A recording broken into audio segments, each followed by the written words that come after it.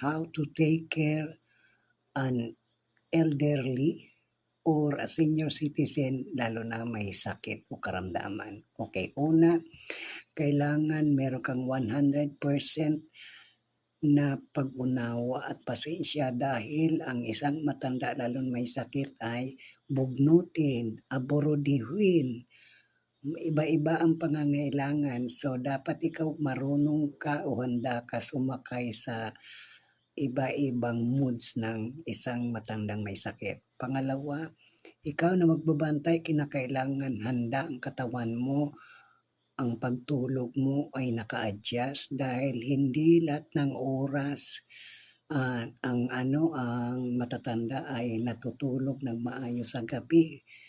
Very irregular ang pagtulog niyan. So, kinakailangan ikaw ay handa doon, tumugma sa kung papaano matulog ang iyong binalagaan. Pangatlo, kailangan handa ang mga gamit o pangangailangan tulad ng pagkain, damit, gamot, maging arenola, diaper. Yan ang mga lubang kailangan ihanda sa pag-aalaga ng matatanda. Sa pagkain, kailangan maging maingat sa pagbigay ng pagkain na maaaring magpa-constipate sa pagdumi ng matanda kasi kadalasan ng matatanda nahihirapan sa pagdumi. So, kinakailangan lesser ang meat, more on vegetables and fruits.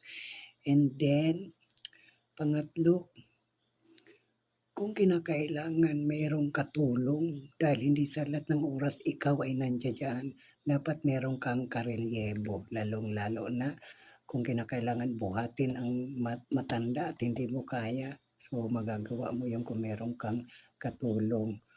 Kung kinakailangan at may kakayahan din lang ang pamilya mag-provide ng wheelchair kasi magiging manageable ang pagkilos-kulos ng matanda kung meron kang wheelchair.